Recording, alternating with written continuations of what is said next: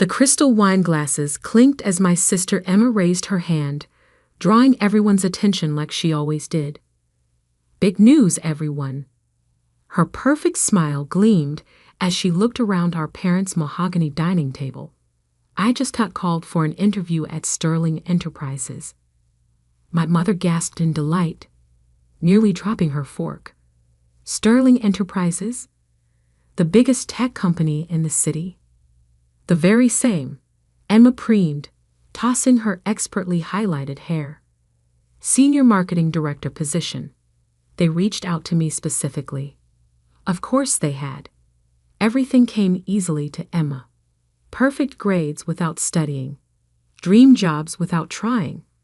A constant stream of success that our parents never tired of celebrating. I sat quietly, pushing my food around my plate, trying to become invisible. But in this family, I was never allowed to fade into the background for long. Not when they needed someone to compare Emma to. "Isn't that wonderful?" my mother gushed. "Now that's a real career path." She turned to me, her smile turning sharp. "You should ask Emma for advice, Sarah. Maybe she can help you find something better." Better than what I was doing now, she meant. Better than the consulting work that they all dismissed as glorified freelancing. Better than building my own company from scratch, because apparently being your own boss wasn't as impressive as having one. "I'm doing fine, Mom," I said quietly, but Emma was already laughing. "Oh, please, you can't even get a real job," she smirked. "How long are you going to pretend that your little consulting thing is an actual career?" My father set down his wine glass. "Emma has a point, Sarah. You're 32. It's time to get serious about your future." I gripped my fork tighter, thinking about the contracts sitting on my desk at home, the acquisition deals I was negotiating, the empire I had built while they were all busy undermining me. "My business is doing well," I started to explain, but Emma cut me off. "Business? Please. You work from your apartment and barely make enough to pay rent. Meanwhile, I'm about to be a senior director at Sterling." She turned to our parents. "Did I mention the salary? Base pay is $250,000 plus bonuses." My mother nearly swooned. My father beamed with pride. I thought about my company's latest quarterly earnings report and had to suppress a laugh. "When's the interview?" I asked, keeping my voice neutral. "Monday morning," Emma replied smugly. "Not that it matters. The position is practically mine already. The CEO specifically requested to interview me personally." I bet they did, I thought, remembering the stack of resumes on my desk. Among them, Emma's application, forwarded to me by HR with a note. Another entitled candidate with an inflated ego. "Your call, boss." "Well, good luck," I said, standing up. "I should get going. Early meeting tomorrow." Emma snickered. "What? Did someone finally agree to buy something from you?" "Sarah," my mother sighed. "When are you going to stop this ridiculous independent phase? Your father could have gotten you a proper position years ago." I thought about the nameplate on my office door, the one that reads Sarah Mitchell, CEO, Sterling Enterprises, the one Emma would see tomorrow morning. "You're right, Mom," I said, gathering my things. Maybe it is time for a change. They probably thought I was finally admitting defeat. They had no idea what was coming. As I drove home to my penthouse apartment, not that they knew I could afford one, I thought about how we got here. How their constant dismissal had driven me to build something bigger than they could imagine. It started 10 years ago when I graduated with my MBA. Emma was the star of the family then too, climbing the corporate ladder with her natural talent, while I quietly studied market trends and business strategies. When I told them I was starting my own consulting firm, they laughed. When I landed my first major client, They dismissed it as luck. When I started buying up struggling companies and turning them around, they didn't even notice. 5 years ago, I made my biggest move yet, acquiring Sterling Enterprises through a complex series of shell companies and investment firms. The previous CEO was ready to retire, and I had spent years preparing for this moment. I changed my professional name to Sarah Mitchell, my mother's maiden name, knowing my family never paid enough attention to business news to make the connection. I rebuilt Sterling from the ground up, transforming it into the tech giant it is today. And through it all, my family remained blissfully unaware, too busy praising Emma's minor achievements to notice that their unsuccessful daughter was now one of the most powerful CEOs in the city. My phone buzzed as I pulled into my building's private garage. A text from Emma. "You should really come to the Sterling building sometime. See what a real company looks like. I'll give you a tour after I get the job." I smiled, thinking of my corner office on the top floor, the one with the view of the entire city, the one Emma had been dreaming about in her application letter. Tomorrow was going to be interesting. In my apartment, I reviewed Emma's resume one more time. It was impressive on paper. Good education, steady career progression, solid references. But I had done my research. I knew about the projects she had taken credit for, but barely contributed to. The subordinates she had thrown under the bus. The corners she had cut. Emma had always been good at presenting the perfect image. Tomorrow, she would learn that image isn't everything. My phone buzzed again. This time it was my mother. "Darling, I know you're probably feeling discouraged seeing Emma's success. Why don't you let your father make some calls? It's not too late to start a proper career." I set the phone down without responding and walked to my home office. The wall was covered in business magazines featuring Sterling's remarkable turnaround. Tech's most innovative CEO, one headline read, "Sarah Mitchell, the unseen power player revolutionizing the industry," declared another. My family had spent years telling me I wasn't good enough. Tomorrow, they would learn just how wrong they were. I sat at my desk and opened my laptop, typing out an email to HR. "Please ensure Ms. Emma Carter's interview is scheduled in my office at 9 a.m. sharp. And make sure she waits in the lobby for at least 30 minutes before being brought up." A small petty detail, perhaps, but after years of enduring her condescension, I thought I deserved a little dramatic flair. I spent the rest of the evening reviewing company reports and finalizing acquisition plans, just like any other Sunday night. But this Sunday felt different. Tomorrow, everything would change. As I got ready for bed, I caught my reflection in the bathroom mirror. I looked nothing like the timid daughter my family still saw me as. My suits were tailored now, my presence commanding. I had grown into my power while they weren't watching. Tomorrow, they would finally see me. And I couldn't wait for the show to begin. Monday morning arrived with a sense of delicious anticipation.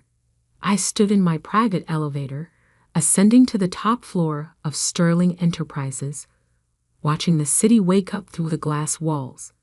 My Armani suit was immaculate, my heels clicking authoritatively on the marble floor as I stepped out. "Good morning, Ms. Mitchell," my executive assistant Diana greeted me with a knowing smile.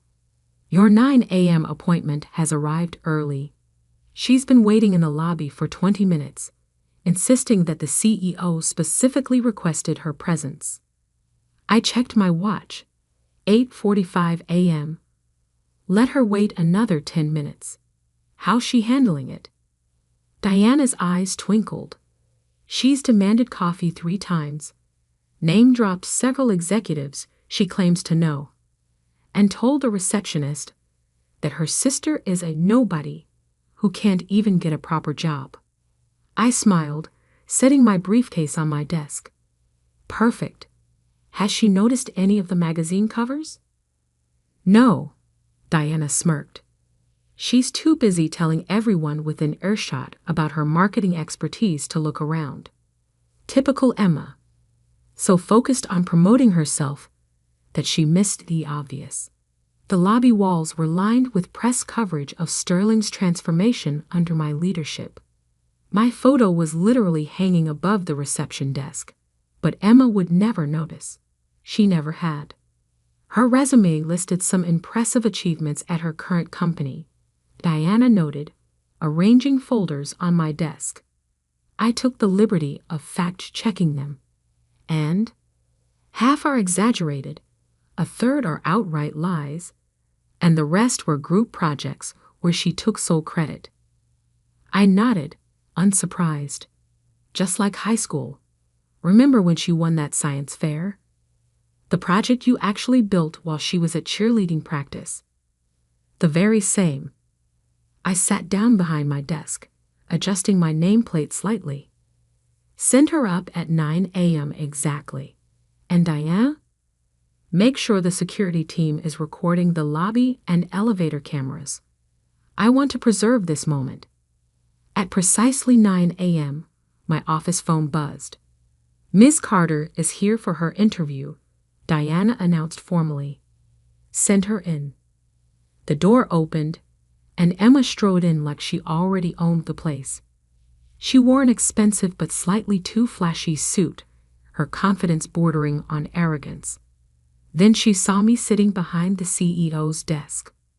The color drained from her face. Sarah? She stammered, frozen in the doorway. What? What are you doing here? Good morning, Emma, I said pleasantly. Please take a seat. We have a lot to discuss about your application for the Senior Marketing Director position. She didn't move, her mouth opening and closing like a fish out of water. But I'm supposed to meet with Sarah Mitchell, the CEO. I smiled, gesturing to my nameplate. That would be me. Sarah Mitchell, formerly Sarah Carter. Though I'm not surprised you didn't make the connection. You never did pay attention to anything I did. Emma sank into the chair across from me, her perfect composure cracking. This is impossible. You're just a consultant. You work from your apartment. Actually, I leaned back in my chair, enjoying this moment. I own this building, and several others. Sterling Enterprises has been my company for the past 5 years. I pulled out her resume. Now, shall we discuss your application? I have some questions about these achievements you've listed. You can't be serious, Emma whispered, her voice shaking. You can't be the CEO. You're nobody. That's what you all thought, isn't it? I kept my voice calm, professional. Poor Sarah can't even get a real job. Just a nobody working from her apartment. Tell me, Emma, did you ever once ask what kind of consulting I did? What companies I worked with? Or were you too busy bragging about your own mediocre accomplishments? She flinched. I didn't. No, you didn't. I agreed. None of you did. You were all too convinced of my failure to notice my success, too busy mocking my choices to see where they were leading. I opened her file. Now, about this claim that you single-handedly increased your department's revenue by 200% last year.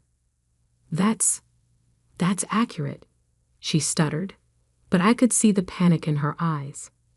Interesting. I pulled out another document. Because I have here the annual report from your company. The entire marketing department only saw a 30% increase. And according to your former colleagues, that was primarily due to a campaign developed by your junior team. The one you rejected initially but took credit for after it succeeded. Emma's face went from pale to red. You've been investigating me? I investigate all potential senior executives thoroughly. We have very high standards at Sterling. I smiled. Standards that value actual achievement over self-promotion. Just then my phone buzzed. Diana's voice came through the speaker. "Ms. Mitchell, your parents are in the lobby, demanding to see you." They're quite insistent. Of course they were. Emma had probably texted them the moment she saw me. "Send them up," I said calmly. "I think it's time for a family meeting." Emma shifted nervously in her chair. "Sarah, look, about last night. About all the things I've said. Save it." I cut her off. "I'm not interested in apologies motivated by fear. I've spent years listening to you undermine and belittle me. Now you get to sit there and learn exactly who your unsuccessful sister really is." The door burst open. My parents stormed in, their faces a mix of confusion and anger. "Sarah," my mother exclaimed, "what is the meaning of this? What are you doing in the CEO's office?" "Hello, Mother," I replied coolly. "I was just reviewing Emma's job application. Would you like to join us?" We were discussing the importance of honesty in professional achievements. My father's face reddened. "Stop this nonsense immediately. You're embarrassing yourself and your sister." I stood up slowly, letting my authority fill the room. "No, Dad. For once in your life, you're going to listen to me. All of you are." I pressed a button on my desk, and the wall of windows behind me transformed into a screen, displaying Sterling's financial growth under my leadership. "Welcome to my company, the one you've been hearing about at your country club, the one Emma's been desperate to work for, the one that's been making headlines while you were all too busy dismissing me to notice." They stared at the numbers, the achievements, the empire I had built while they weren't watching. "Now," I said, sitting back down, "let's talk about what really makes someone successful in business. Shall we begin with integrity, or should we start with actual competence?" The color drained from Emma's face as she realized this interview was about to become very, very uncomfortable, and we were just getting started. The silence in my office was deafening as my family stared at the financial projections on the screen. 10 years of growth, billions in acquisitions, my photo on the cover of Forbes, Fortune, and Business Weekly. This is all yours," my mother whispered, sinking into one of the leather chairs. "Every bit of it," I confirmed, standing to walk around my desk. "The consulting business you mocked? That was just the beginning. While Emma was bragging about her mid-level marketing positions, I was buying and transforming struggling companies. While you were lamenting my lack of a real job, I was building an empire." My father, always quick to anger, found his voice first. "Why didn't you tell us? Why keep this secret?" I laughed, but there was no humor in it. "Tell you? Like I tried to tell you about my first major client, or my first successful company turnaround, or any of my achievements that you dismissed because they didn't fit your narrow definition of success." Emma shifted uncomfortably in her chair. "Sarah, if we had known." "That's exactly the point." I cut her off. "You only care now because of what I've built, not who I am. You're only interested because of the power and money, not because you're proud of what I've accomplished." I pressed another button on my desk, and security footage from last night's dinner appeared on the screen. Emma's mocking voice filled the room. "Can't even get a real job." "Stop," Emma pleaded, her face flushing. "We get it." "Do you?" I turned to face her directly. "Because I've been watching you build your career on exaggerations and stolen credit. I've talked to your former colleagues, your supposed references. I know exactly how you've gotten every position you've ever held." My mother stood up, smoothing her designer dress nervously. "Surely we can work something out. We're family, after all. Family?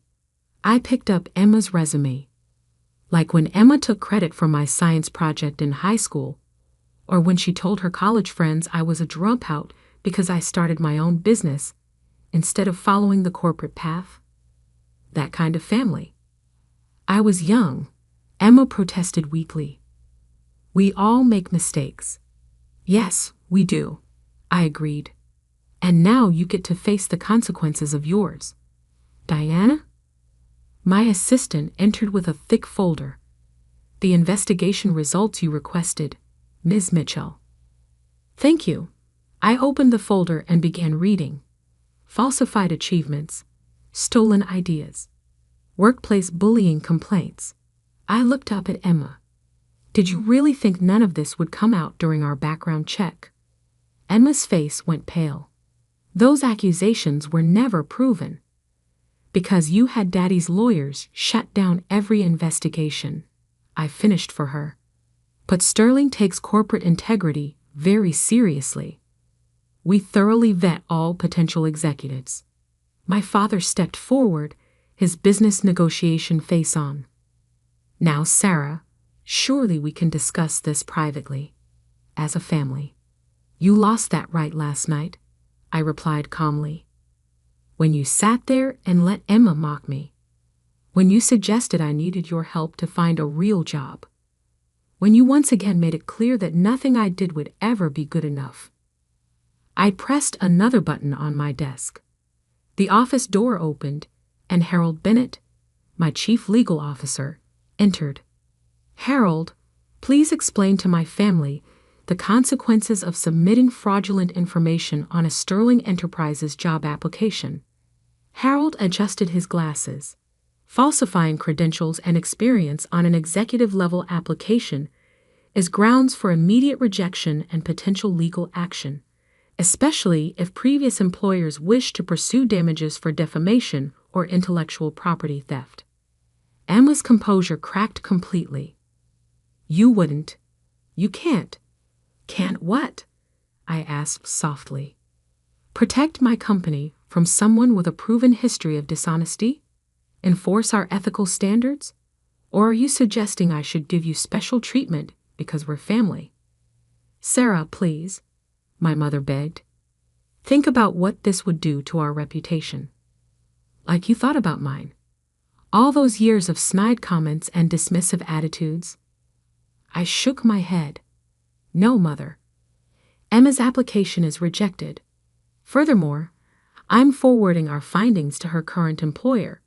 They should know exactly who they're trusting with their corporate image.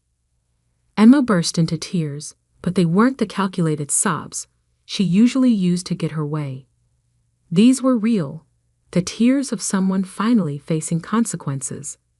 As for you two, I turned to my parents. I suggest you take a long, hard look at how you've treated both your daughters. One you praised endlessly despite her dishonesty.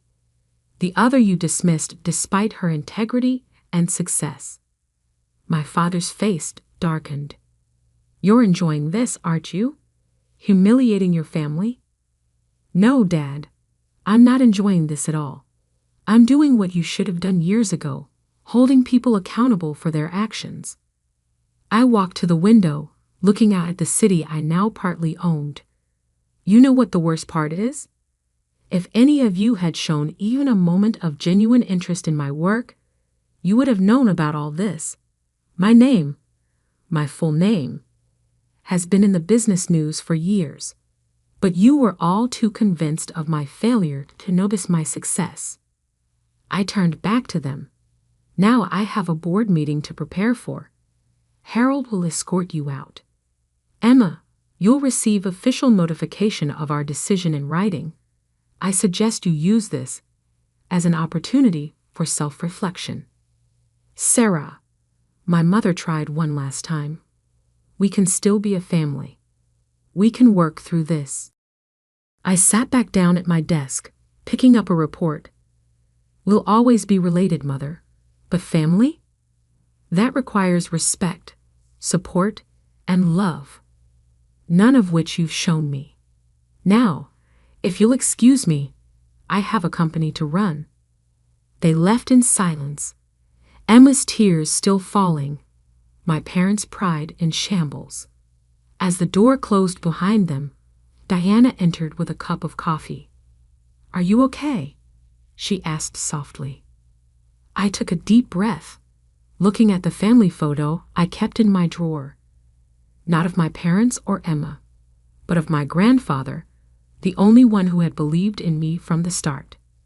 "You know what, Diana? I am. For the first time in years, I really am." Over the next few months, the family dynamics shifted dramatically. Emma's current employer launched an investigation into her past achievements, leading to her eventual resignation. My parents stopped appearing in society pages, their social standing diminished by the revelation that they had dismissed their successful daughter while enabling their dishonest one. I focused on my work, continuing to build Sterling into an even stronger company.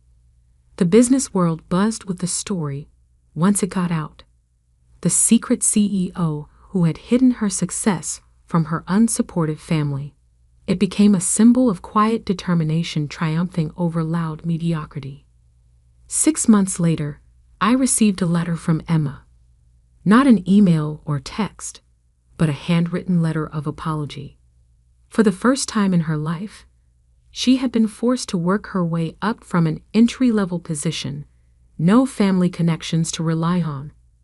She wrote that she finally understood the value of genuine achievement. My parents took longer to come around, but eventually, my mother sent a similar letter, acknowledging their failures and asking for a chance to really know me, not as the daughter they had dismissed, but as the woman I had become. I kept both letters in my desk, next to my grandfather's photo, not because I was ready to forgive, but because they reminded me of an important truth. Success isn't about proving others wrong. It's about proving yourself right.